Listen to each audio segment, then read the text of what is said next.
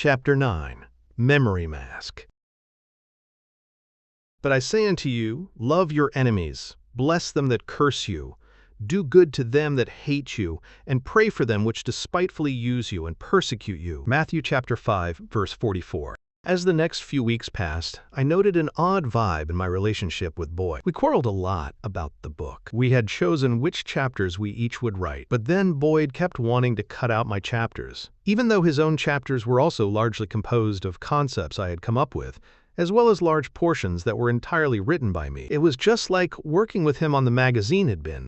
Boyd had, all this time, refused to touch a computer. He thought they were geeky. Also, he just seemed to enjoy the feeling of being in charge that he got from tricking other people into working for him for free. He treated Brian and me both as his personal secretarial team. This was not anything that we had ever agreed to do, but just something that seemed to end up happening. When he needed to send someone an email or a nice typed letter, he would come over and have me do it for him. He sometimes even dictated these things to me on the telephone. He also conscripted Brian to make graphics for him for free. A lot of this stuff had nothing to do with Dagobert's Revenge, the OLE, or the book. It was just stuff for his noise art career, articles for other magazines, stuff for his ex-girlfriend, and stuff for his newly discovered adult bastard son. At one point, he got Brian to design an album cover and send it to the record company without ever telling him that was what the art would be used for. He also lifted a produced piece I had made for a podcast from years earlier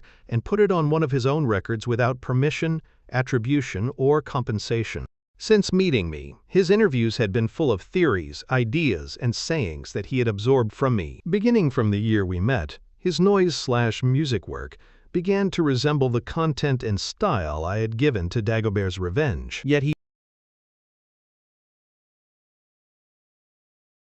Yet he rarely mentioned me in any of his interviews. This copying and posturing was something he would always complain that friends had done to him in the past, but here he was doing it to me with no sense of irony. When it came to the magazine, for years he had been turning in his articles in a handwritten format, which I would then have to decipher, type, and edit for him. As I mentioned, these were almost never articles that I had even agreed to print. It did not occur to him to seek permission. Also, as I said, many times the article would simply be his own version of material that I had already written. He would even bully me to remove my own articles from my own magazine so that they wouldn't be redundant alongside his. In the early days, sometimes I actually complied with this demand, because I didn't want the magazine to seem like it was entirely written by me, just as I had written articles under pseudonyms in the first 2 issues. Later, I sometimes complied just to continue getting along with him long enough to finish our book. Boyd's articles were also always full of the most flagrant factual errors, as well as things that were poorly explained, bad grammar, and incorrect word choice. Therefore, they required significant fact-checking and editing, even actual rewriting of large portions. Worse yet, there were usually sections where he would simply leave a blank underlined space with instructions in parentheses for what facts I was to look up and insert for him, or what concepts I was to explain for him. He had a tendency to write down quotations from memory, often inaccurate and misattributed. Frequently, references from apocryphal scriptures would be attributed to the Bible. In one of his pieces, he actually wrote that the Bible says God only comes out at night. This line in particular had become an inside joke between me and Brian for a while. Yet Boyd would get very defensive about any editorial changes that were made. Needless to say, working on his stuff was very unpleasant, especially when it was full of my own ideas, and especially since he was pressuring me to edit out my own expression of these very same ideas. Predictably, writing the book together was going the exact same way. In general, my approach to these projects with Dagobert's Revenge and the OLE was that of a trooper. I saw it as a team effort, since it was being marketed as such. Considering that the book was going to have both my name and Boyd's on the cover, I didn't see any point in trying to ensure that everyone else gave me credit for my specific contributions. However, as I discovered over time, Boyd had the exact opposite approach, even though he said otherwise. His strategy, which he had been playing stealthily all along, was to enter into each collaboration with another person as a wolf in sheep's clothing, and make sure that he got credit for his own contributions, as well as everything that anyone else did too. I realized these things about Boyd within the first couple of years of knowing him. I heard him tell me stories about all of his past artistic collaborations, and it was always the same. He taught the person everything they knew, introduced them to all the cool people, but they just started copying him and stealing his ideas. I watched him with my own eyes build up and then devalue his friend Vaj this way. I talked to my roommate, and she said that Boyd had a reputation for treating people like this. She knew other victims of his as well. By the time we were almost finished with our book, I had come to the conclusion that Boyd was a totally talentless fraud, completely disloyal to his friends, and dangerous. Confirmation of this soon came in the mail. Boyd had recently done an interview for some zine based in Florida. The publisher had sent him a copy of the interview transcript for review. This was something he always insisted on before an interview with him was published in writing, so he could tell them how to edit it, to make himself seem smarter. Unfortunately for him, she accidentally sent it to the Dagobert's Revenge P.O. box instead of Boyd's personal box. The interview contained exactly what I suspected. Boyd taking credit for all of my work and trashing me. I passed the envelope on to Boyd, and I don't think he realized that I had already read the contents. Right on cue, another person entered the scene. My replacement as Boyd's secretary, who was a 26-year-old man named Clark Davis, who acted like he was 10 years younger. He actually had just moved to Denver from Portland for the express purpose of working with Boyd. In what way, I didn't know. I got to meet him one day at the Streets of London pub, where Boyd told me to come and pick up the latest chapter he had written for our book. That night, Clark Davis wore black jeans and a black hoodie, with a yellow happy face button pinned to the breast. I witnessed Boyd tell him that this symbol had come to popularity because of his influence on popular culture. He was using this symbol as a child, he said, and then suddenly everyone else started doing it too. He also took responsibility for the popularity of the music group ABBA, which he said he was into long before anyone else was. I was used to hearing him say garbage like this all the time. Mr. Davis just sat there drunk and stupefied, sucking up every word. He told me he admired Boyd as an example of what a man should be. I wanted to vomit. I think I only saw Mr. Davis again one more time. He went with me, Boyd, and Janie to Casa Bonita, the famous Mexican restaurant and theme park lampooned in an episode of South Park. I brought my new OLE lunchbox that we had made through Cafe Press, which was a brand new company at the time. Clark Davis eagerly wrote down the information for Cafe Press and said that he was going to be making some merchandise for Boyd. It seemed like we all got along at the time. We even sang Whitney Houston's The Greatest Love of All spontaneously in the car on the way back. But underneath it all, I could smell the looming scent of impending betrayal. Anthony S. wrote to say that he was coming to Denver for a visit during the week of Halloween.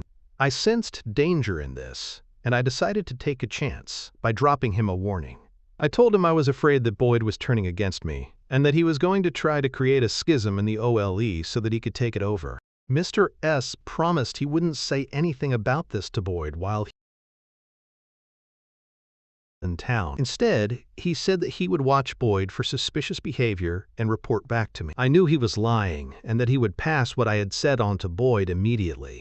I was basically hoping that it would make Boyd think twice about proceeding with his plot against me. My plan was to continue being a sincere friend to him, thinking maybe he would reciprocate. I didn't see any reason why we couldn't just finish the book and then go our separate ways. The OLE and Dagobert's Revenge had existed before him and could go on without him while we both gained from the publication of our book. I wanted to just finish up the projects while remaining amicable. Meanwhile, there was another schism brewing, this time within the Dragon Court. One of the members, James Berkeley, had decided to publicly denounce DeVere and promote a new rival version of the Dragon Court with another apostate member, Ronald Dreyfus, as the head. This in itself was certainly rude and annoying. The major issue was that Berkeley was the webmaster and owner of the Dragon Court's official website.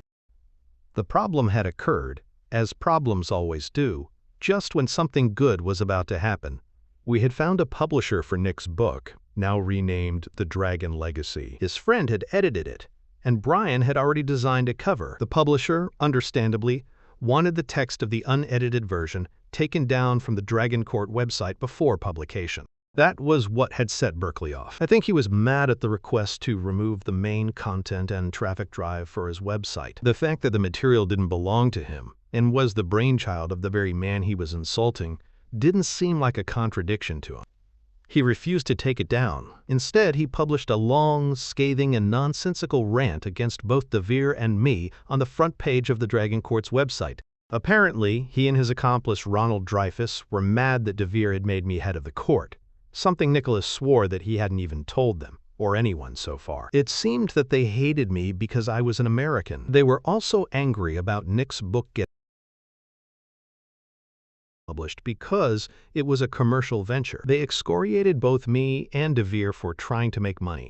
Many of the people in DeVere's audience would constantly criticize him for making any profit whatsoever from his own work. I had witnessed this several times in the course of our friendship. For some reason, instead of telling these people to fuck off, he would refuse to take any money that was earned, giving it to his chosen friends instead. This, I believe, is why he gave me ownership of the copyright to his book, instructing me to distribute the proceeds between myself and these friends. As the leader of the court, and as Nick's agent, I couldn't let this attempted coup and public insult go unpunished. Mr. Berkeley had just been diagnosed with a brain tumor, something which probably, more than anything, explained his bizarre recent behavior. He ignored our legal notices to take down the copyrighted material and had his lawyer threaten to sue us for harassing him. So Brian and I decided we ought to give him something to cry about. We spent the evening loading down the Dragon Court forums on the site with garbage messages. This included lists of funeral homes in Berkeley's hometown, and anything else we could think of to hasten the course of nature in the old man's cancerous brain. They had to take the site down for a while, which we took as a temporary victory. We suspected that in addition to Ronald Dreyfus, Berkeley was conspiring with a handful of other former Dragon Court members who wanted to have a coup and take it over for themselves. I thought it was likely that this involved one woman in particular who had been stalking and attacking me everywhere I went on the internet since I had first started talking to DeVere 5 years earlier. This woman, the aforementioned Star of the Sea, had already left the court and turned against Nick well before I ran into him. She was now the leader of her own group. For the purposes of this book, we will refer to that group as Memo Ma. I couldn't really tell what this group was all about, but I gathered that they were involved in psychic activities. On forums, Star of the Sea bragged about her ability to navigate, a term she used for remote viewing. She chose that term because in the Priory of Sion, the Grand Master was called the Navigator.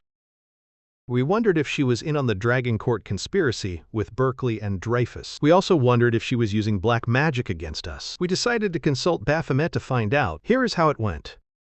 Tracy, is Star of the Sea in on the conspiracy against the Dragon Court with James Berkeley? Baphomet, yes, Tracy. Is Star of the Sea doing a spell against us? Baphomet, yes, Tracy. What is it about? Baphomet, Veer. Haze. Tracy, haze, as in fog. Baphomet. Yes, Tracy. You mean like a spell of distraction? Baphomet. Yes, Tracy. Distraction from what? Baphomet. Tracy. Is this a person? At this point, he visited the chessboard in the corner of the Ouija board. On reflection, considering the things he went on to say, I think he meant to indicate that it was a team of people against whom our team was pitted, in a battle that we were unaware was going on. It occurred to Brian that MMM could stand for Memoma. Tracy. Is it Memoma? Baphomet. Yes. Tracy. Do the letters MMM also have a deeper meaning? Baphomet. Yes. Tracy. Does the sound of 3 megaseconds together have significance? Baphomet. Yes, Tracy. Is it a magic phrase? Baphomet. Yes, Tracy. What does the magical phrase do? Baphomet. Help in mind, Tracy. Does it describe Memoma? Baphomet. No. Ham. Water. Tracy. What's Nicholas DeVere's involvement in Memoma? Baphomet. None, Tracy. What is his involvement with Star of the Sea? Baphomet. Friend. Tracy. Why are they out to get him? Baphomet. Drak. Tracy. Drakenberg. Baphomet. Drak. Tracy. Drakenberg. Baphomet. Yes, Tracy. Are they capable of seizing his right to create Drakenberg? Baphomet. No, Tracy. What makes them think that they can? Baphomet. Ignorance, Tracy. But they think they can? Baphomet. Yes, Tracy. Is there any legal substance to their claims? Baphomet, no Tracy. Is Ronald Dreyfus part of the problem? Baphomet, yes, Tracy. Is he trying to gain control of it? Baphomet, yes, Tracy.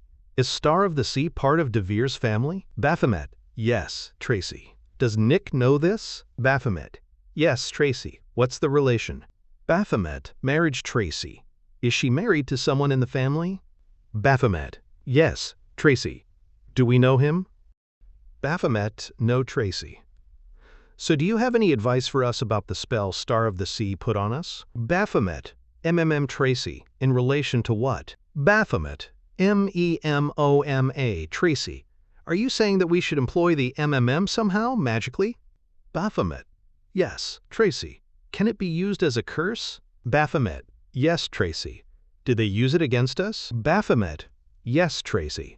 Did they do this last year? Baphomet, no, Tracy. 2 years ago? Baphomet, no, Tracy. 3 years ago? Baphomet, yes. Tracy, why didn't you mention it before? Baphomet, not safe, Tracy. What threat did you feel? Baphomet, none, Tracy. Are you saying we were the ones who were threatened? Not you. Baphomet, Tracy. What is the curse? Baphomet, Tracy. What effect does it have? Baphomet, help, Tracy. When used as a curse, can it prevent help from coming? Baphomet, yes, Tracy. Help for what? Baphomet, everything. Tracy. Is there a danger in us knowing about it? Baphomet, yes, Tracy. Do you hate Mamoma? Baphomet, yes, Tracy. Will you stop them? Baphomet. Baphomet, yes, Tracy. Where do we start? Baphomet, help, Tracy. Is this lawsuit threat from James Berkeley significant? Baphomet, no, Tracy. Is the curse significant? Baphomet, yes, Tracy. Is the lawsuit part of the curse? Baphomet, yes, Tracy. Does Star of the Sea talk to you? Baphomet, yes, Tracy. Is she psychic? Baphomet, no, Tracy. Does she have magical powers? Baphomet, yes, Tracy. Do others in Mimima also have magical powers? Baphomet, yes, Tracy. Who? Baphomet, group Tracy. The entire group? Baphomet, yes, Tracy. Do they have power only as a group? Baphomet, yes, Tracy. Are we able to make them go away? Baphomet, no, Tracy. Are they using your power? Baphomet, yes, Tracy. Is the a sign for summoning your help? Baphomet, yes, Tracy. Are you obliged to help people who use it? Baphomet, no, Tracy. Do the Memoma people think you are? Baphomet, yes, Tracy. Does that in itself give them power? Baphomet, yes, Tracy. How do we employ the Baphomet, help, Tracy. We use it to ask for help? Baphomet, yes. Tracy, where was this symbolism of 3 megaseconds established? Baphomet, water, Tracy. Do 3 megaseconds symbolize water? Baphomet, yes, Tracy. Is Baphomet Baphomet, yes, Tracy. What about 2 megaseconds? Can that stand for Mary Magdalene? Baphomet, yes, Tracy. Is that like a lesser aspect of the concept? Baphomet, yes, Tracy.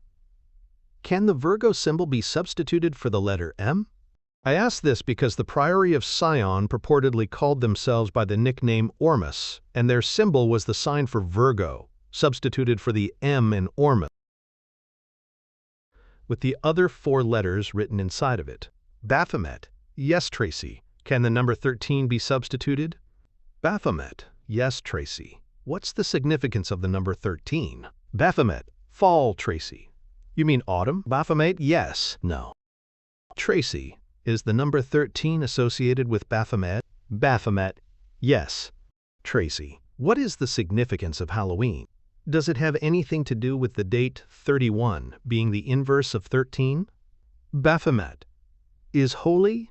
At this point, I decided to clarify something. De Vere had recently sent a page to be inserted as one of the appendices of his book. It gave the organizational structure of the Dragon Court, although it included only 4 people, including Nicholas and me, with the rest of the people listed at the bottom as membership. The Grandmaster was said to be René Drakenberg, that was me, and Nicholas de Vere was placed above everyone else on the page, designated with the title Sovereign. After sending it, Nick called both the publisher and me twice to make sure that it was being included. It seemed very important to him, but he wouldn't say why. So we asked Baphomet. Tracy, why does Nick suddenly want the structure of the Dragon Court documented in the book? Baphomet, Dreyfus Tracy. Why does Dreyfus think he has a right to control the Dragon Court? Baphomet. Name Tracy. What about his name? Baphomet. Plantagenet. Tracy. How should we do the ritual to remove the curse of Memoma and put a curse on them instead? Baphomet. Write what is to happen to Mem and then burn in ritual. That last line was very long, and I was quite surprised at how quickly it was spelled out. He seemed to be getting excited talking about having us do a ritual. Tracy! What else? Baphomet. Invoke me, Tracy. What else? Baphomet. Call the points. To call the points in ritual magic means to invoke the guardian powers of the four directions of the compass, which helps to designate the sacred space within which you are working. This is done with purifying water and/or smoke from incense, writing down a ritual's intent, and then burning it in flame to release it into the ether is a standard practice in Aleister Crowley's OTO ceremonies. It is also part of the ritual structure detailed in Anton LaVey's The Satanic Bible, as Brian pointed out to me. I have always found LaVey's book to be moronic and juvenile. But Brian, who had read it as a teenager, insisted that the rituals presented there were very simple and might make a useful model. So he was the one who suggested the next question. Tracy, should we use the ritual structure found in the Satanic Bible and change all the satanic elements to Baphometic? Baphomet. Yes. Tracy, should we burn a sigil made from the letters MMM? Baphomet. Yes. Tracy, what should we curse Star of the Sea with? Baphomet. Memory Tracy. You mean we should have false memories implanted in her head? This question was inspired. Baphomet. Yes. Tracy. Of what?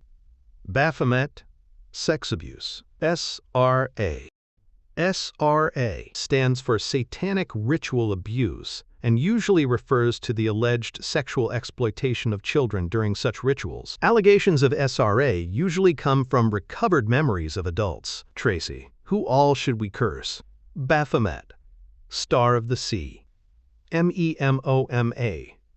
James Berkeley. Tracy, what should we read in place of the Enochian key? By this, I was referring to the made-up bullshit so-called Enochian keys that LaVey had included in his ritual structure, which bear no resemblance to the ones famously channeled by Dr. John Dee. I was pretty sure that Baphomet didn't want us to actually use this stuff, and his answer affirmed that.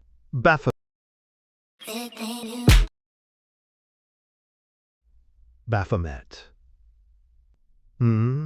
Tracy, what symbol of you should we use on the altar? Baphomet. Several. Tracy, which ones? Baphomet. Pentagram. Skull. Goat. Water. Virgo. Star of the Sea. Fish. Tracy, what sort of emotion should we project? Baphomet. Confusion of everything. Having gotten some clues about how to do the ritual, I decided to try to clear up some of my questions about the organization that had gotten me involved in this covert black magic war in the first place. I realized I still did not know much about the Dragon Court, so I inquired, Tracy, what is the secret of the Dragon Court?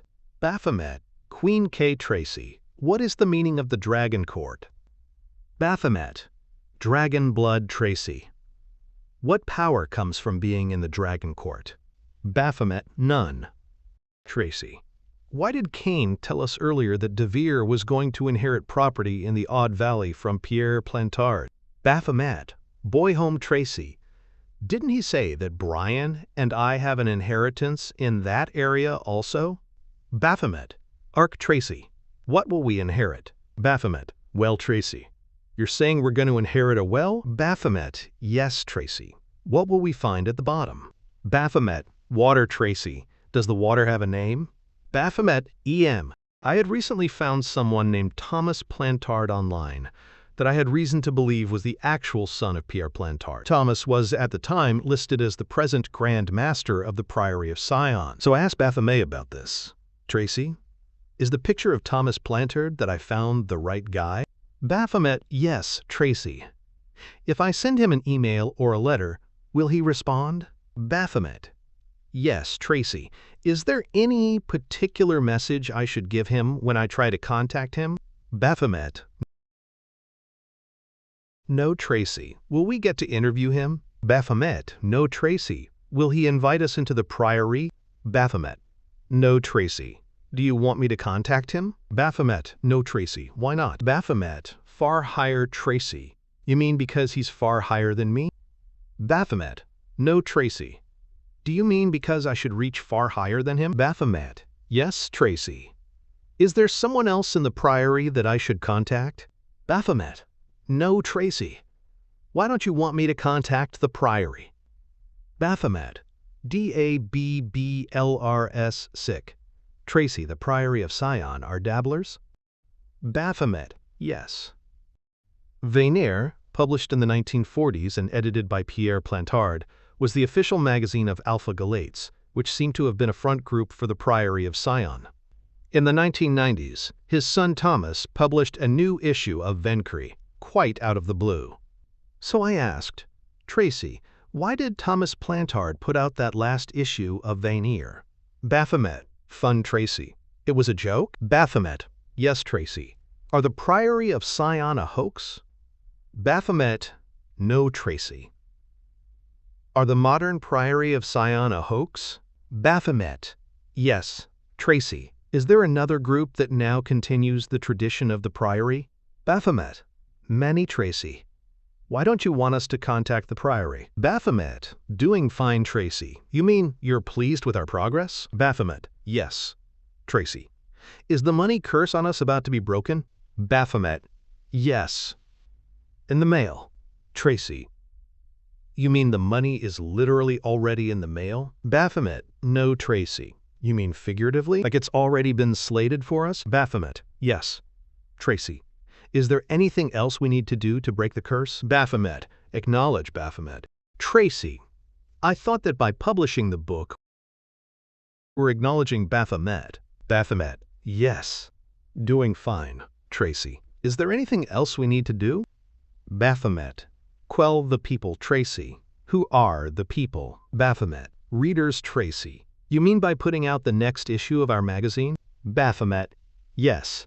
This last line did make sense to us, since we had been bombarded lately by subscribers who were angry that the new issue of Dagobert's Revenge was late. We had gotten them printed and thought they were going to be shipped to us any day. But then the printer told us they had given us an incorrect quote, and that it would actually cost twice as much. They wouldn't ship us the magazines until we sent them the money. We were waiting to either find the money to meet their demands or another printer who could do it cheaper. However, then we would have to start all over again, and we had already been waiting weeks for a shipment that never came.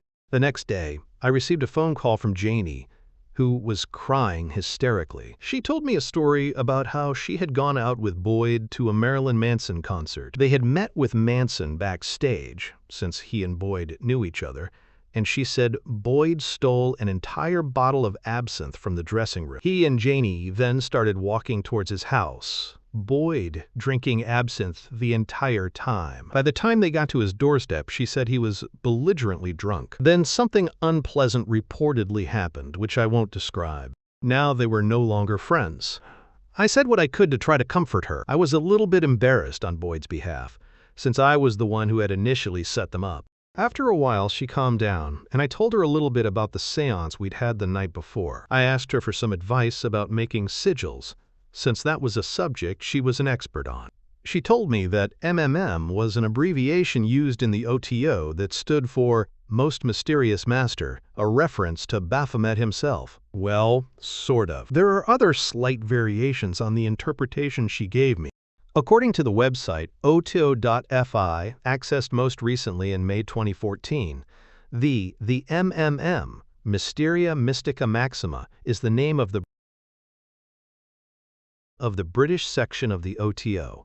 This includes all countries where English is generally spoken.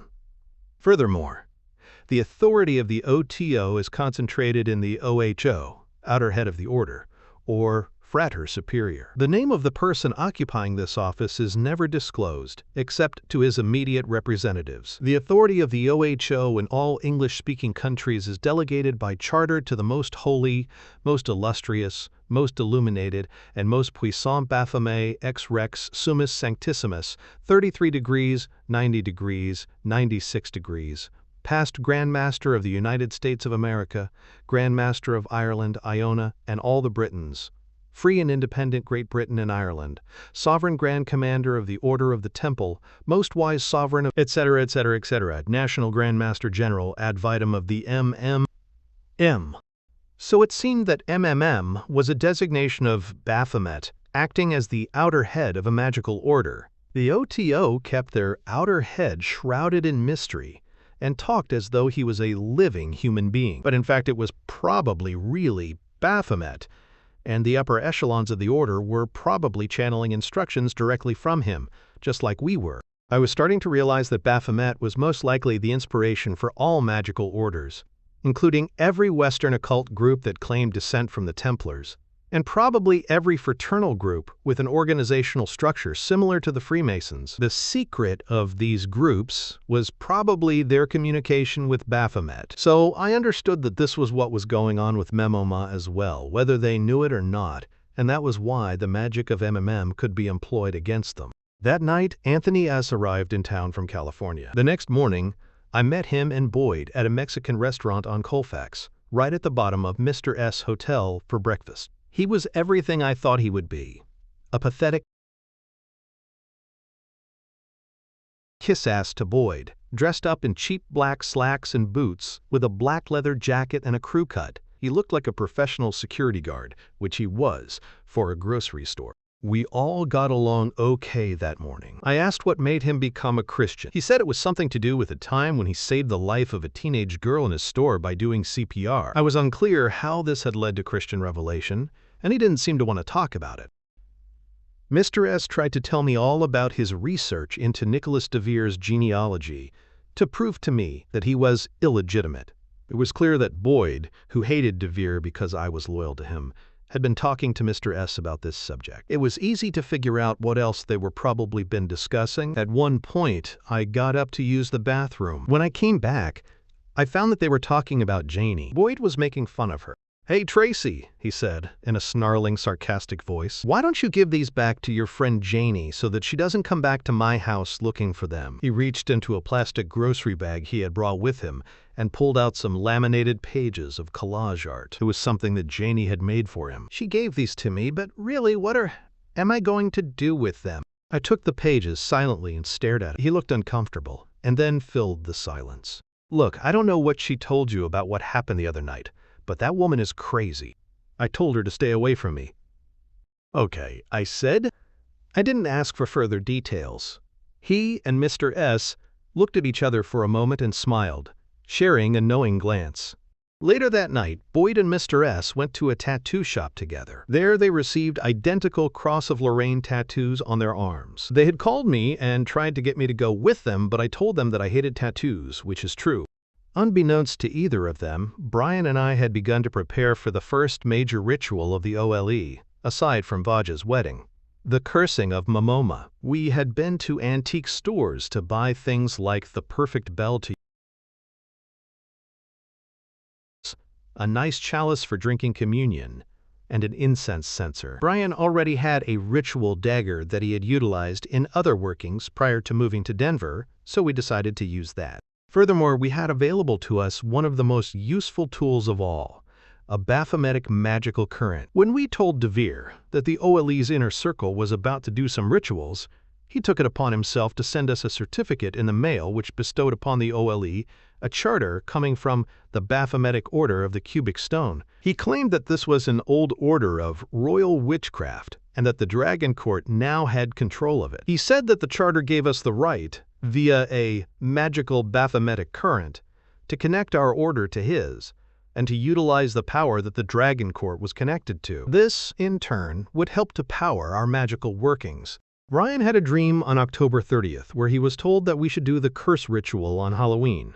and that we should call it Memory Mask, a play on the word memoma, emphasizing the 3 megaseconds, which trumped the 2 capitalized M's in the title of our enemy's group. It was also a reference to the concept of implanting false memories, which was the effect that the curse was supposed to have. Moreover, it was especially meaningful.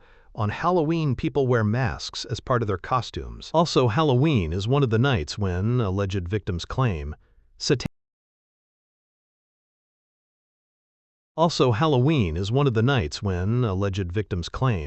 satanic ritual abuse is most likely to happen, being the most holy day of the witches. Some of the ritual implements we used were actually things of Boyd's that he had left at our old apartment when we held Vagmore's wedding there, including the real human skull inside of the plastic party goblet. Strangely, he came over the very next day with Anthony S., who was about to fly home. All of the sudden, out of the blue, he said that he needed to take his things back. He didn't take his sewing machine back, though, because Brian's fish tank was sitting on top of it. While he was in the bathroom, Mr. S. told me about the Halloween party he had gone to with Boyd the night before. Anthony, who didn't drink and was a recovering alcoholic, watched Boyd, who was dressed up as Mussolini, get uproariously drunk and harass a black guy sitting at a diner. This had caused Mr. S. much embarrassment. It was obvious to me that Boyd was reverting back to an older personality that he had worn before he knew me. When he was around me, he pretended to be much more mature. But now that he was done with me, he was surrounding himself with people who loved him for his reputation as a childish, racist asshole. He was now living up to what they expected of him. I wondered what self-destructive thing he was going to do next, and how it would affect me. I didn't have to wait long to find out. Chapter 10. Apocalypsis Baphometus. For when we hear one rack the name of God, abjure the Scriptures and his Savior Christ, we fly in hope to get his glorious soul, nor will we come, unless he use such means whereby he is in danger to be damned. Therefore the shortest cut for conjuring is stoutly to abjure the Trinity, and pray devoutly to the Prince of Hell. Mephistopheles, Dr. Faustus, Christopher Marlowe. More than any other, one event in particular signaled an official chill in my relationship with Boyd. Death in June came to Denver to play a show with him. This had happened before, and much to my delight at the time, Douglas P., the band leader, had actually come over to our apartment after the show, along with a throng of doe-eyed acolytes. He had sat in our living room drinking gin, while his fans sat on the floor asking him questions. But this time, unlike the previous occasion, Boyd did not put me on the comp list for the show. In fact, he didn't even tell me it was happening. I had to hear it from Leah and Janie. The band actually came and went without ever discussing it. Communication between us was limited to only what was absolutely necessary to finish the book. Eventually, very close to Christmas, the final draft was sent in to the publisher. There were also some photographs and other documents that each of us was supposed to send in. I posted my stuff and didn't bother to remind Boyd about the impending deadline to submit his. He normally would have expected me to keep track of that for him and to prepare his materials for submission. I later found out through Leah, who knew him independently from us, that he was very pissed off about this because he had assumed I was going to do these things for him, and he nearly missed the deadline. I laughed at this. One of the last communications I got from him, right before the book was submitted, was through Anthony S.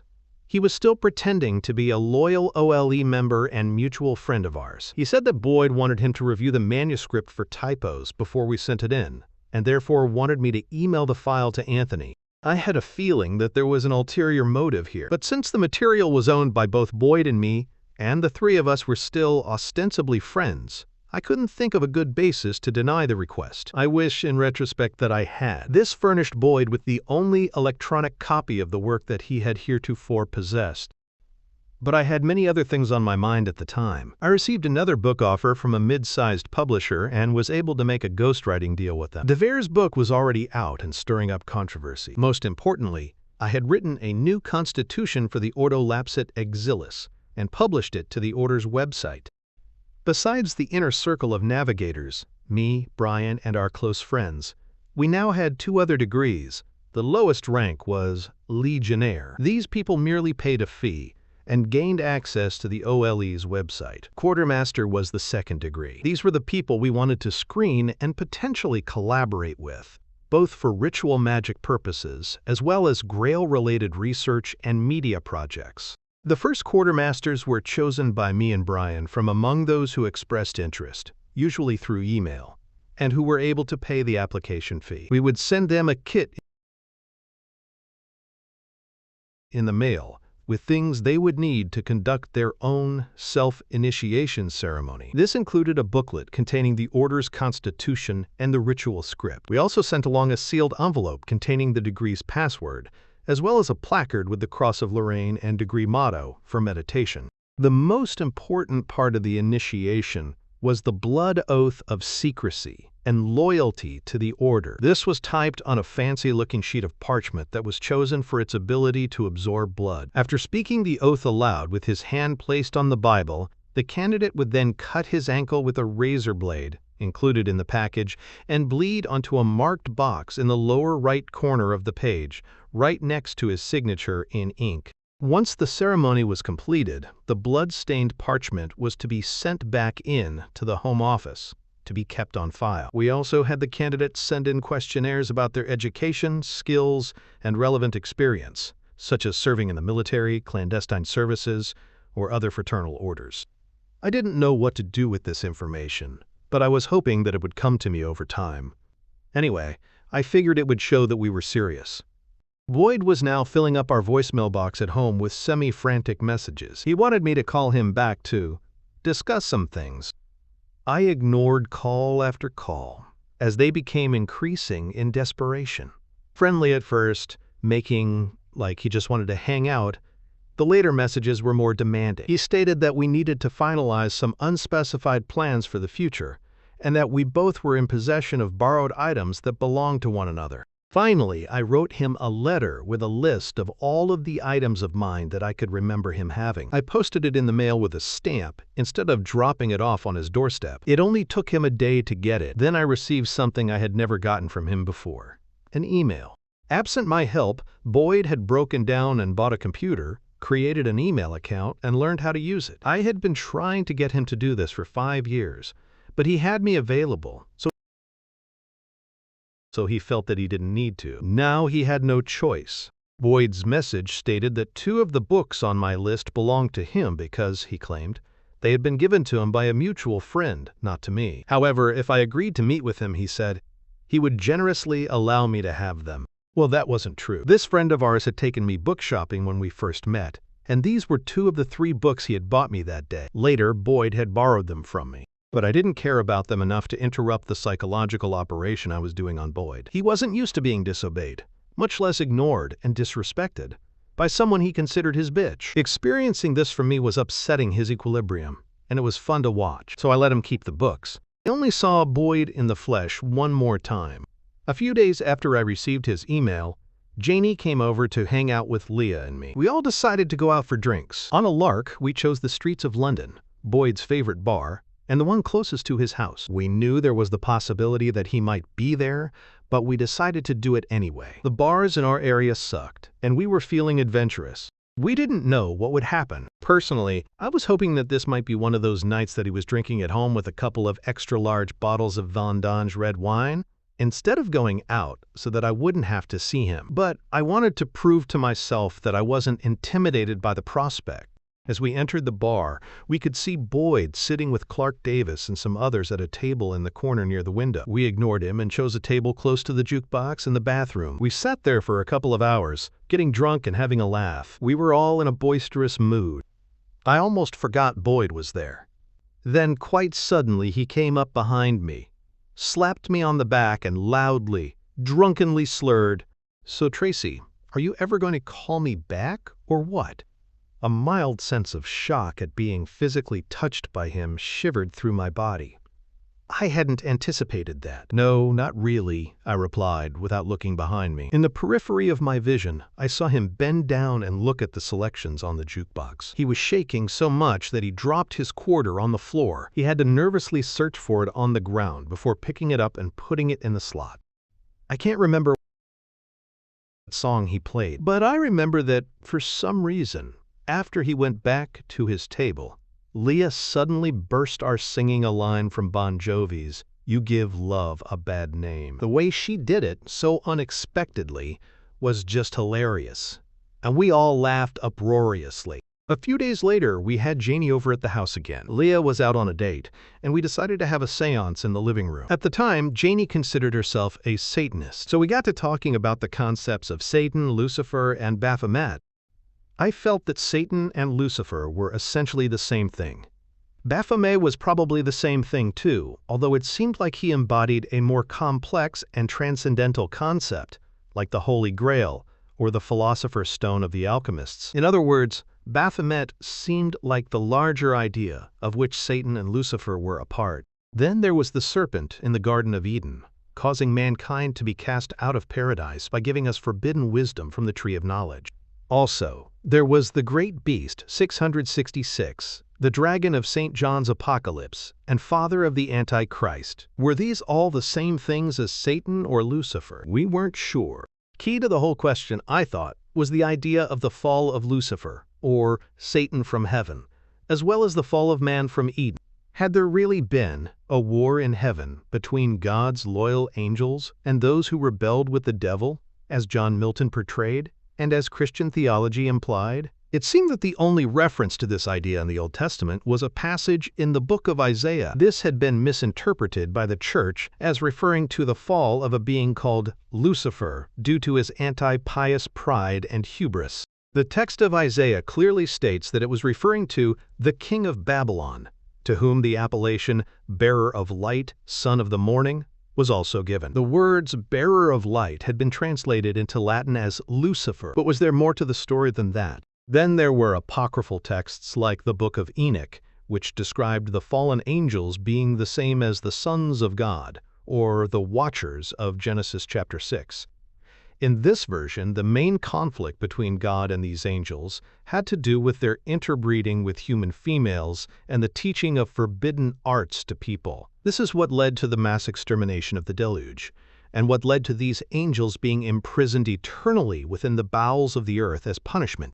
Alternatively, in the Book of the Cave of Treasures, a similar story is told, but instead of fallen angels, the descendants of Cain are the criminal fornicators and teachers of corrupting knowledge. Their victims are the descendants of Seth, Cain's brother, born of Adam and Eve to replace their murdered son Abel. They are described as being a pure race, brought down low by the seduction of the daughters of Cain.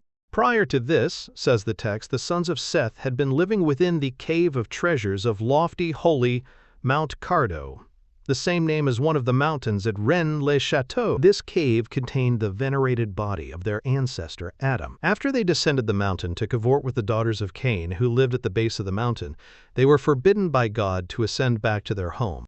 That would have to wait a few generations for someone as pure as Noah, who, according to this story, was allowed to go inside the Cave of Treasures to remove Adam's body so that it would be preserved in the ark, instead of getting washed away in the flood. Incidentally, if you'll recall, Cain had told us on the Ouija board that Adam's body was inside the ark. This was a story that I had not heard of before, and had no particular reason to ever think about. Cain had also told us that the deluge was caused by a battle between his children and those of his brother.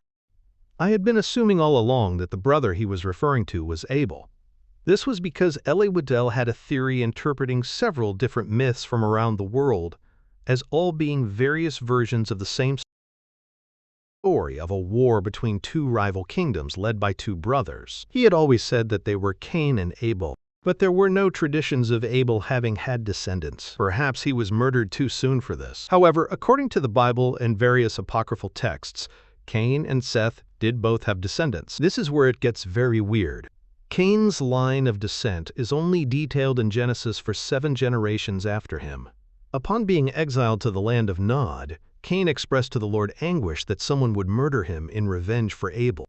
Genesis chapter 4 verse 14 quotes Cain's statement to God, "Behold, thou hast driven me out this day from the face of the earth, and from thy face shall I be hid, and I shall be a fugitive and a vagabond in the earth, and it shall come to pass that every one that findeth me shall slay me." In response, God replies, "Therefore whosoever slayeth Cain, vengeance shall be taken on him sevenfold." And the Lord set a mark upon Cain, lest any finding him should kill him. What this mark is, it does not say, nor does it say what it meant that he was described as being driven from the face of the earth, since his land of exile, Nod, is said to be on the east of Eden. In a twist of fate, Cain ends up being slayed by his own descendant, Lamech. Or, at least, this is the common interpretation of Genesis chapter 4, verses 23 to 24. And Lamech said unto his wives, Adah and Zillah, Hear my voice, ye wives of Lamech, hearken unto my speech, for I have slain a man to my wounding, and a young man to my hurt. If Cain shall be avenged sevenfold, truly Lamech 70 and sevenfold. The explanation most frequently proffered is that Lamech had accidentally killed his ancestor Cain, and then feared that he would be cursed because of the protection God had placed on him. So Lamech was expressing hope that a similar, but 10 times greater, protection would be placed on himself. After all, he, unlike Cain, was only guilty of accidental killing. The phrase avenge sevenfold is thought by theologians to mean that Cain's fate would be meted out by one of his descendants, 7 generations removed from himself. But does this passage also mean that Lamech was predicting that a similar fate would befall his own descendant 77 generations henceforth? If you follow this particular line of theological argument, you would have to say yes. But it appears the curse that really came upon Lamech was that his line, possibly, died off with his own children. The only descendants of Cain who are mentioned in the Bible are his son Enoch, his grandson Irad, Irad's son Mahujael, then Mahujael's son Methuselah, who fathered Lamech, and then Lamech's children. Lamech took 2 wives and had 3 sons,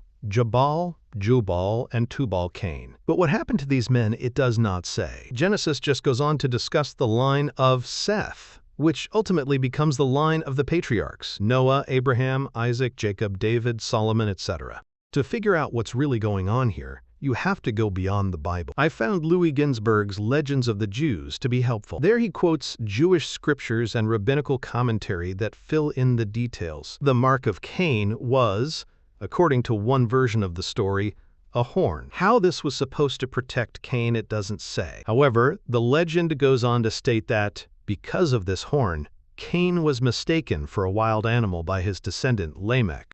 According to the tale, Lamech, who was old and blind at this point, was hunting in the woods with his youngest son. The boy was helping his father by telling him when to shoot off his arrow. Seeing the horned creature in the distance, he told Lamech to fire away. But when they went to collect their game, it turned out to be their old ancestor Cain. At the time I first read this tale, I noted that it brought to my mind the story of King Dagobert II, who was killed by a child hunter in the woods, in what is thought to have been a conspiratorial plot.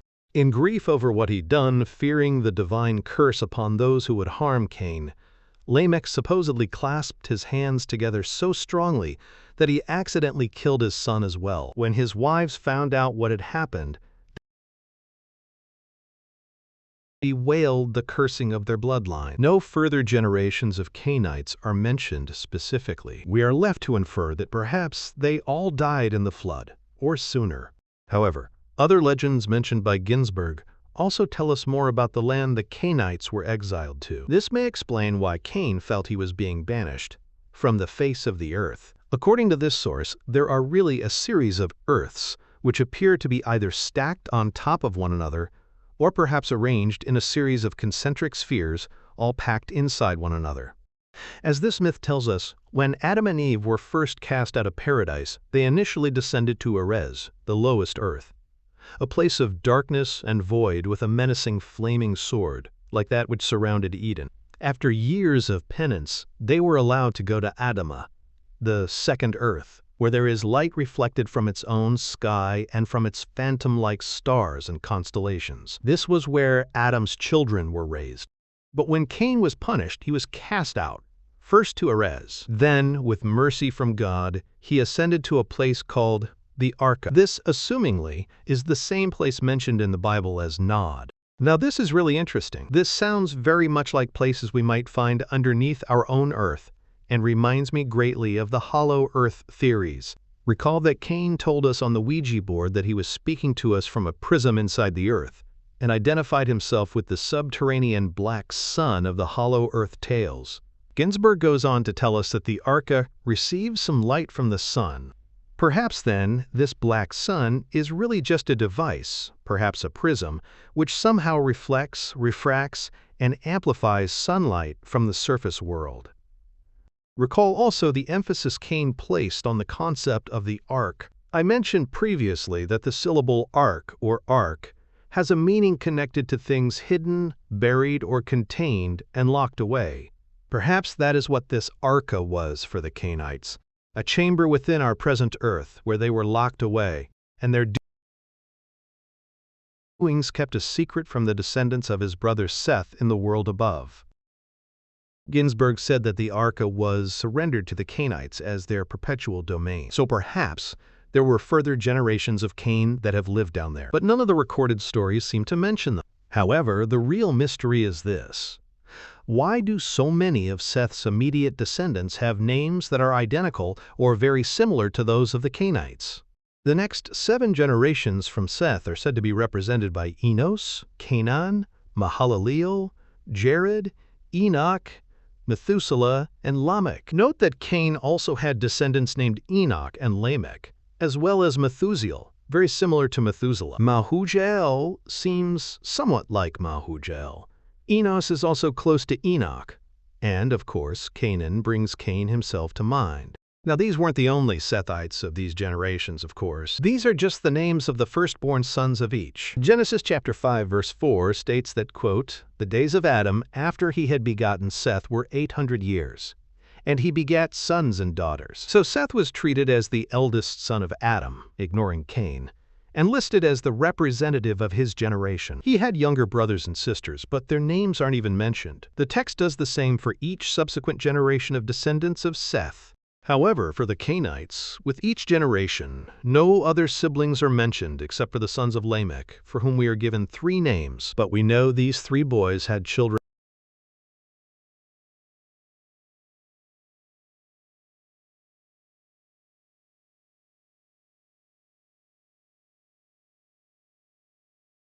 Had children of their own, because they each were credited with having fathered certain tribes of people that were each proficient in a certain craft. Jabal was the father of such as dwell in tents, and of such as have cattle. Tubal was the father of all such as handle the harp and organ. Tubal-Cain was an instructor of every artificer in brass and iron. There is another interesting aspect to the genealogies of the Cainites. It mentions that the sons of Lamech had a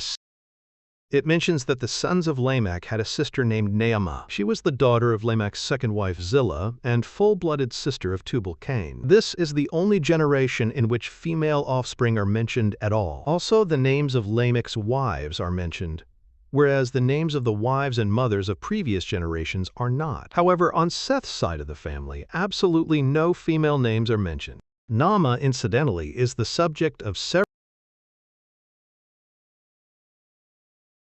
Jewish mystical traditions which hold that she was a descendant and/or an incarnation of the she-demon Lilith. This entity was said to have been Adam's first wife before Eve, and in some versions of the story, the true mother of Cain. Naamah, incidentally, is the subject of several Jewish mystical traditions which hold that she was a descendant and/or an incarnation of the she-demon Lilith. This entity was said to have been Adam's first wife before Eve, and in some versions of the story, the true mother of Cain. Naamah, incidentally, is the subject of several Jewish mystical traditions which hold that she was a descendant and/or an incarnation of the she-demon Lilith. This entity was said to have been Adam's first wife before Eve, and in some versions of the story, the true mother of Cain. Lilith is even purported to be the female half of a hermaphroditic serpent demon, said to be true form of the snake that tempted Adam and Eve in the garden. So what happened to the Cainites? Did they die out after Lamech's unfortunate hunting accident as a punishment to him? Did they die in the flood? Are they still around today?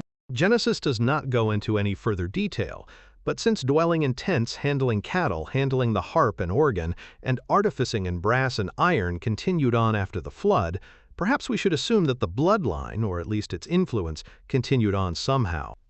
The Legends of the Jews tells us, Seth became, in a genuine sense, the father of the human race, especially the father of the pious, while the depraved and godless are descended from Cain. Furthermore, Even during the lifetime of Adam, the descendants of Cain became exceedingly wicked, dying successively, one after another, each more wicked than the former. So we get the idea that a lot of them died in an untimely manner. Perhaps this is an explanation for the lack of discussion of their influence in the scriptures and legends. But why was Cain so different than his brother, such a goof as to his gallant? Even occultist Eliphas Levi talks about the descendants of Seth and Cain being the forefathers of the two opposing schools of good and evil magic, respectively. In Genesis, at the end of chapter 4, the text mentions the birth of Seth, and of Seth's son Enos. Then, it says, began men to call upon the name of the Lord. The chapter then ends abruptly, and the next one starts peculiarly with a retelling of the creation of man. This is the book of the generations of Adam. In the day that God created man, in the likeness of God made he him. Male and female created he them, and blessed them, and called their name Adam in the day when they were created. And Adam lived 130 years, and begat a son in his own likeness, and after his image, and called his name Seth. This is the only time in the Bible that a man is mentioned as begetting a son in his own image. It is also actually the third retelling of the story of man's creation that is given in Genesis. The words own image had also been used in Genesis chapter 1 verses 26 to 27 in the first version of the creation of Adam.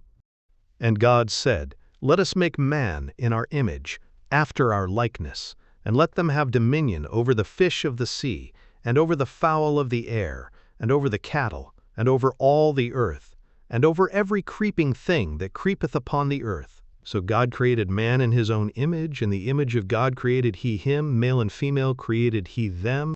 Who is God talking to here, whom he seems to be inviting to participate in this creation with him? Note also that there is no mention of creating Eve from the rib. Both man and woman, who are not even named, are described as being created simultaneously, or so you would think if you didn't read further. It is only in the second telling of the creation, in chapters 2 to 3, that these details are added. Adam and Eve are named. Eve is made from Adam's rib as a helpmeet to him, but only after the animals, plants, and everything else. Adam himself is now said to be made not in God's image, but rather of the dust of the ground, formed by the Lord God, without any unnamed helpers. Note that throughout chapter 1,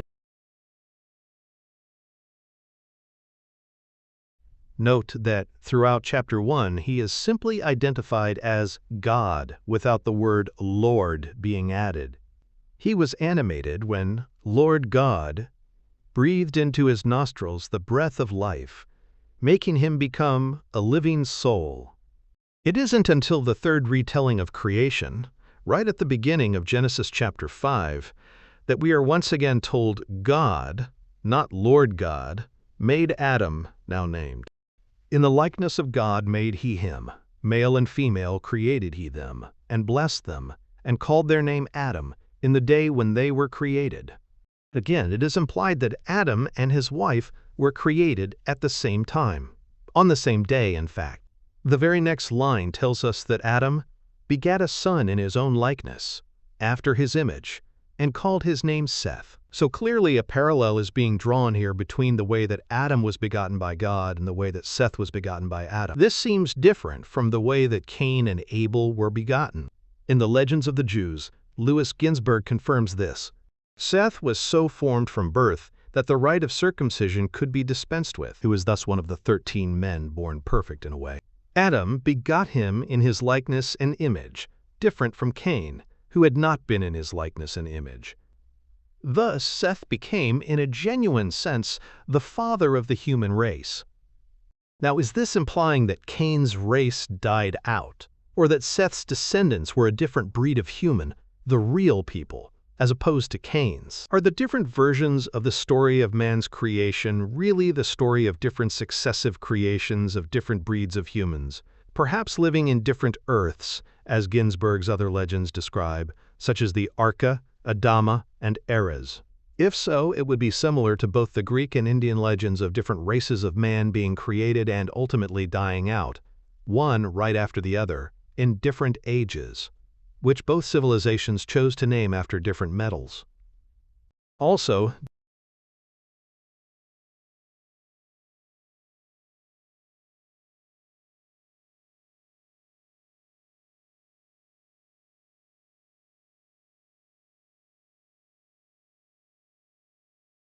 Also, Jewish Kabbalist legends agree that the first Adam in the first creation story, whom they call Adam Kadmon, was indeed a different entity from the second Adam. In fact, he and his wife were a hermaphroditic creature, both made at the same time, and forming a perfect image of God, who also transcended sexuality. This Adam was a pure microcosm of the universe, unlike the second Adam, created separate from his female half, and therefore destined to fail. It should also be noted that in the first creation there is no mention of a garden, or a need to till it, or any tree of knowledge, or any prohibitions about what to eat. Instead, in Genesis chapter 1, verse 29-30, God tells the man and woman, "Behold, I have given you every herb bearing seed, which is upon the face of all the earth, and every tree, in the which is the fruit of a tree yielding seed. To you it shall be for meat, and to every beast of the earth, and to every fowl of the air,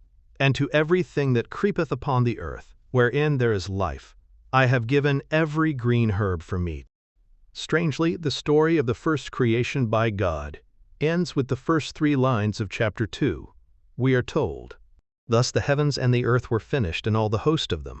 And on the 7th day God ended his work which he had made. And he rested on the 7th day from all his work which he had made. And God blessed the 7th day and sanctified it, because that in it he had rested from all his work which God created and made." Then the second creation story begins. "These are the generations of the heavens and of the earth when they were created, in the day that the Lord God made the earth and the heavens." This, again, is the first mention of the term Lord God, or even the word Lord at all in the Bible. It is almost as though God is done with his creation, and now it's time for Lord God to do his version. The third telling of creation, at the beginning of chapter 5, seems pretty much the same as the first one from chapter 1, except for the fact that, unlike the first, but more like second version in chapter 2, the name of Adam is given, although his wife's name is not specified. Again, the Creator is said to be God, not Lord God. The term Lord God is used exclusively, not God alone, for the rest of chapter 2 and chapter 3. Then throughout chapter 4, the chapter about Cain and Abel, mostly the word Lord is used. There is only one exception. It starts out by telling us that Adam knew Eve his wife, and she conceived, and bare Cain, and said, "I have gotten a man from the Lord." It is the Lord whom the boys worship. It is the Lord who rejects Cain's sacrifice, the Lord who places the mark upon him, and the Lord who exiles him to the land of Nod. Then at the end of the chapter, Adam's wife bears a son, and they name him Seth. "For God," said she, "hath appointed me another seed instead of Abel, whom Cain slew." Then Seth's son Enos is born, and, as stated before, then began men to call upon the name of the Lord. The next chapter retells the story of creation by God alone. How many different gods, lords, Adams, and Eves were there? Or is there some mystery in which they are all the same? What about Satan, Lucifer, the serpent, and the devil? What about the strange parallels between Cain and Seth? These were the sorts of things I had been studying and writing about lately when I met with Janie that night for another seance. My mind had been opened greatly by these talks with Cain and Baphomet. To me, it seemed like anything was possible. I was open to whatever conclusions my research led me to. In my work, I was basically surveying a plethora of different myths and historical records, trying to piece together the bigger picture by picking out the common elements, fitting them together where I could to try to make one big story that actually made sense. I considered the spirits I was speaking to as another source of intelligence, just like myths, history, folklore, and scripture. The way I saw it, these entities were great sources of information because they might actually be in a position to know these answers. However, they were also potentially untrustworthy, as they might be even more prone to lying than humans are, and much better at it. I knew this from the beginning. However, having talked to him for so long, I almost considered Baphomet a personal friend, in addition to being the patron of our order. Therefore, the attitude displayed in the conversation that follows shocked me. What was amazing, I suppose, was how much of what he was saying was exactly the sort of thing that Christians might think the devil would say. His sentiments towards God and humanity are appalling. His plans for the future are downright scary. Yet he still tried to spin it as though he was somehow a liberator of mankind. Here is what was said. Tracy, what was the initial conflict between Lucifer and God? Baphomet, love Tracy. Love of who? Baphomet. Man Tracy. Was it that one of them loved man and the other one didn't? Baphomet, yes. Bowed down to man. Tracy. God wanted Lucifer to bow down to man? Baphomet, yes. I mentioned before this story from the Quran. One of Allah's angels, called Iblis, refused to bow down and worship the newly created Adam when commanded to do so by Allah. The Islamic understanding is that Iblis was offended by this request because he saw the man as less than himself, being made from clay instead of from smokeless fire, as Iblis and his kind had been formed. Also, he had always been taught that none but the Creator was worthy of worship, and here the Creator himself was asking him to contradict this sacred precept. Thus, Iblis and Allah had a falling out. Iblis became the leader of the jinn, mischievous spirits that seem identical to the fallen angels of Judeo-Christianity. Muslim theologians connect Iblis to Azazel, the leader of the fallen angels in the Book of Enoch. This story is also found in a much earlier Jewish pseudepigraphical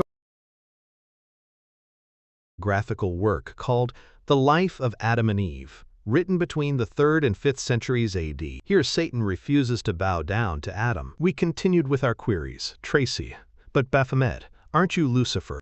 Aren't you the same as Lucifer? Baphomet, no Tracy. Then what is your relationship with Lucifer? Baphomet, M-A-M-M-U, mother, water.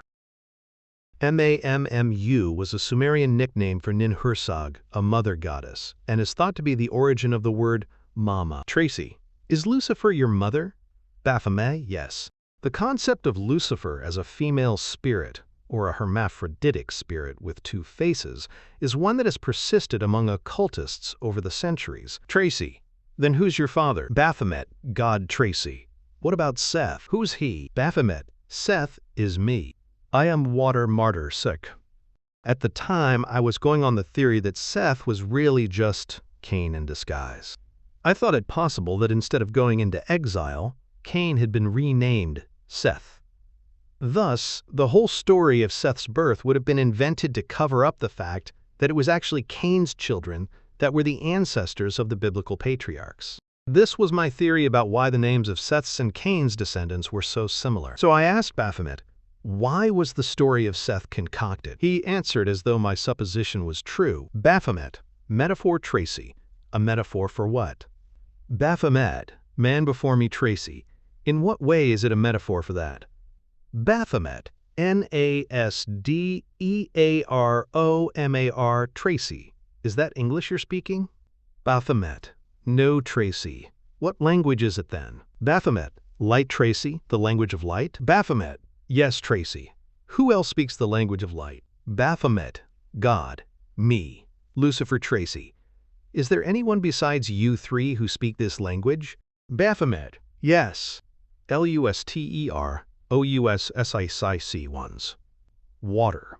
Tracy, please tell us why you keep emphasizing the water symbol. We really want to understand. Baphomet, are you sure? His reply sent a chill through me. I was starting to get scared.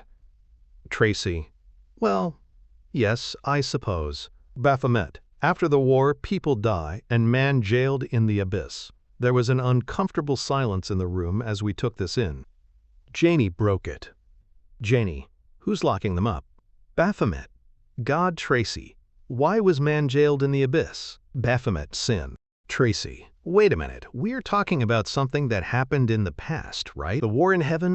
Baphomet, no Tracy. You mean you're talking about the future? Baphomet, yes.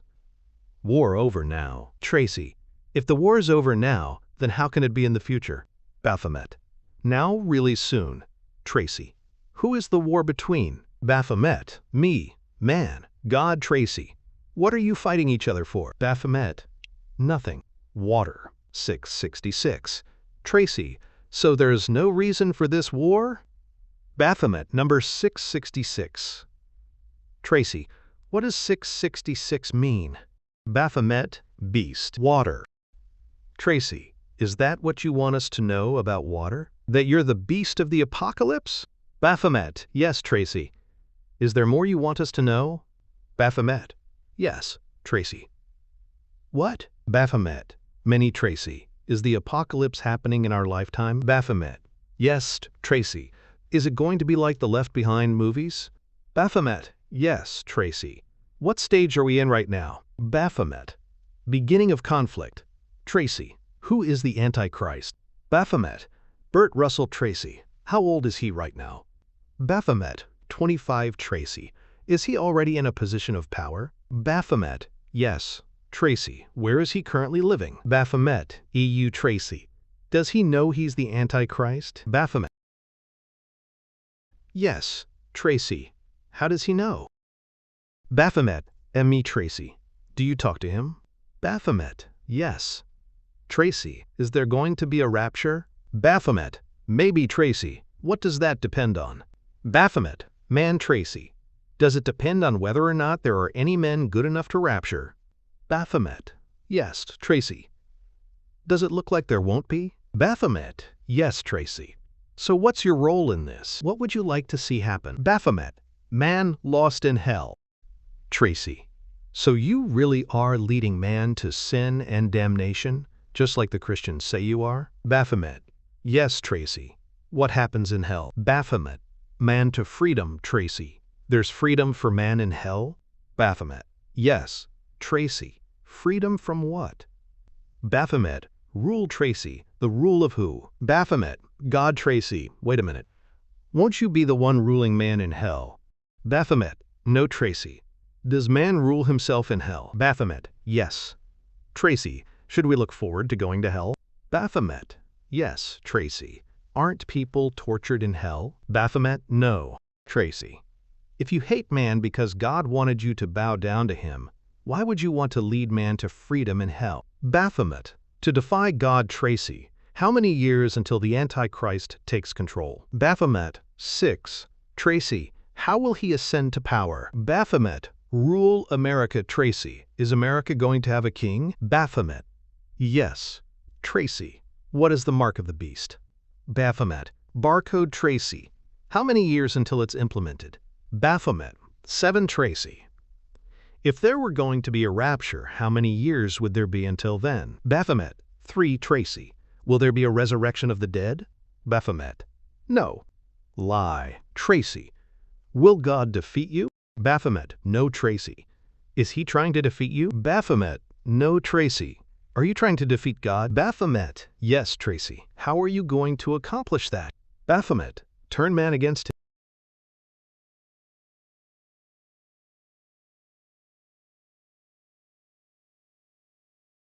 Baphomet, turn man against him, Tracy. But isn't God your father? Baphomet, yes, Tracy. Are you two going to make up after the war? Baphomet, yes, Tracy. Will he punish you? Baphomet, no, Tracy. Is that because he feels guilty for casting you out of heaven? Baphomet, yes. Tracy, what are your personal feelings about mankind? Baphomet, man is lazy, Tracy. What is man a product of? Baphomet, light, love, life, liberty. List Tracy. What was the process of man's creation? Baphomet, MMMASTAROT Tracy. Are you and Astaroth the parents of the human race? Baphomet, yes, Tracy. Then why does God say that he created man? Baphomet, lie, lie, lie. Those last 3 words were spelled out quickly and with great ferocity. I could feel his anger and sense of betrayal at what he considered hypocrisy on the part of God. Also, he did not like someone else taking credit for his work.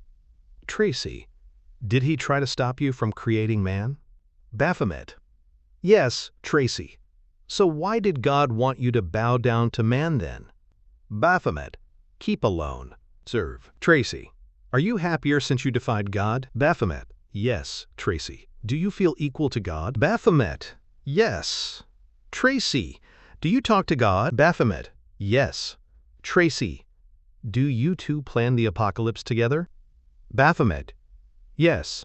At this point, Brian, who was acting as the scribe, butted in with what I thought was a strange question, considering the presumed omniscience of God. But I was surprised by Baphomet's answer. Brian, does he know about the Antichrist yet? Baphomet, no Tracy. Are most people on earth going to die soon? Baphomet. Baphomet, yes. Tracy, how many will be left? Baphomet, 144,000 Tracy. Will we be among them?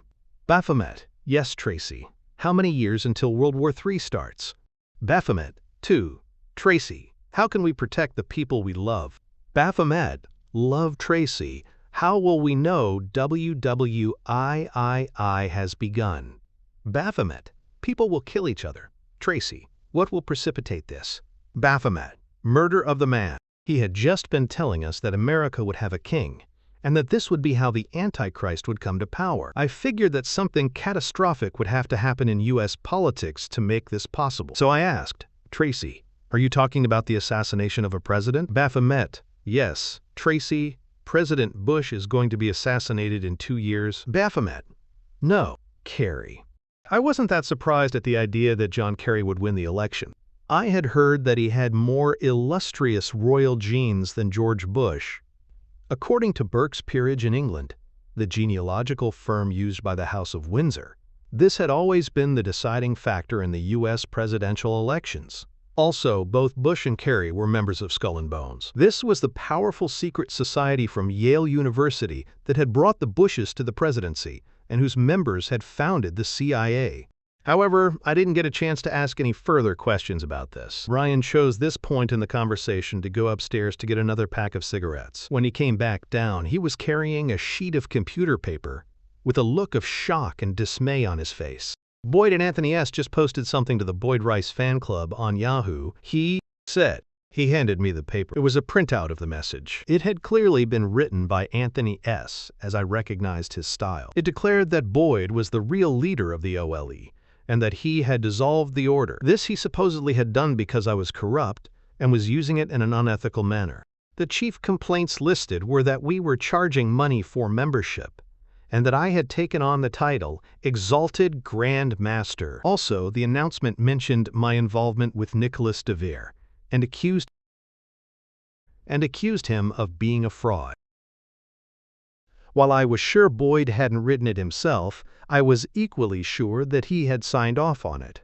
So Boyd had finally gone all the way. He let his ego, jealousy, and pride drive him to make a public statement that would surely taint, if not destroy, everything we had worked for. Also, he had used Anthony S. to do this, a lost man with a meaningless life who had his head so firmly inserted into Boyd's rectum that he couldn't see the mocking sneer on the man's face as he enjoyed his latest rim job from another pathetic fan for whom he had nothing but contempt. I was sure Anthony S. would eventually end up getting rejected and humiliated by his idol. I felt repulsed by the thought of their sick relationship and his willing subservience to an unaccomplished egomaniac pretending to be an artist by stealing other people's work.